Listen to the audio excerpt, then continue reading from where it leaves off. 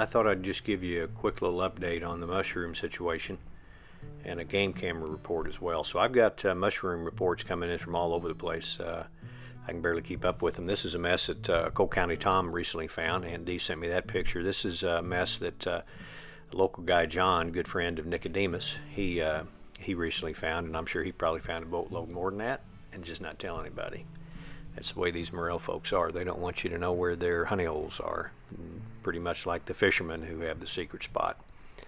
But I found a spot down here end of last week on the side of this hill. I've really only walked this part of our property a time or two over the years, over the 25 or so years that we've had the place. But this particular side of this hill, I think, has got to be an absolute gold mine as it relates to morel mushrooms. So I wasn't able to find any. I went over it pretty good this past Thursday, and I wasn't able to find even one mushroom. But I really think the weather, if I take everything I've heard and been told about morel mushrooms, I think it's more weather related than it is anything else. And I've read that pretty consistently that the ideal temperatures for this part of the country are 50 at night, 70 during the day.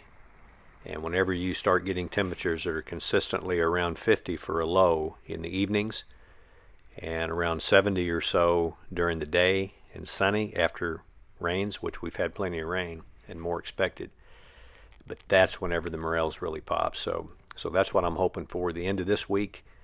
This is mid-April. The end of this week may be just about right, so we'll see. I'm going to get out in the woods and spend some time this week wandering around and seeing what I can find. But they say once you find morels, and I've only found them accidentally, but once you find them, they're easy to start finding the next time. So we'll see.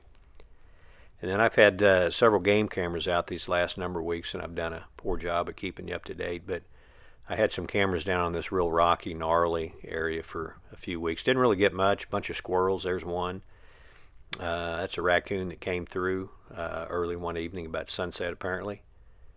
And he was no doubt looking for something to eat. I can't tell what that critter is. It was covered up behind that little bush there, but some kind of a good-sized critter. Just a squirrel, but I thought that rascal had a really long tail on him, a little bit unusual. There's a possum. Came through sometime during the night.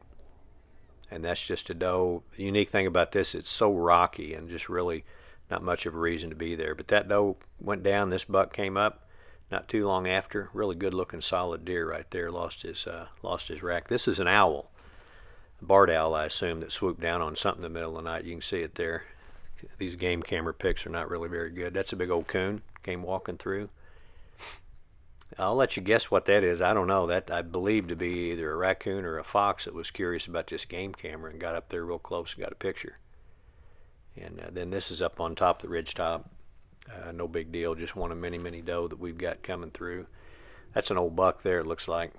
Again, lost his rack. Here's a really good-looking buck that came through late one evening about sunset. And then these two deer, a buck on the right, and I believe that's a doe on the left. We're just kind of playing around, I guess. And this was just a few weeks ago on the last snow we had. This animal, I can't tell what that is. And it's probably a deer. It's a big animal. But the way that back is flat and square back on the back end looks more like a cow, but a small cow. But I don't know what it was, so we'll see. But that's the kind of thing I'm interested in finding some of these unusual situations. This big old black gum, huge, hollow black gum, hollow all the way up to the top because there's a big old hole up at the top of it too. Been standing there for years, but it looked just like that when we bought this place 25 years ago. But I've always wanted to put a game camera on the entrance of that tree down there, and that other one is also hollow.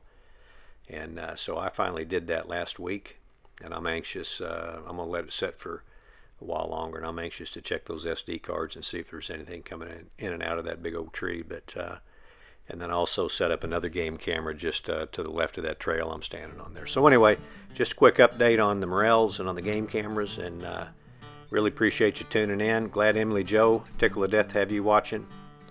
And I'm going to do my best to keep you posted on what's happening out here at the Squirrel Ranch in these old oak and hickory woods.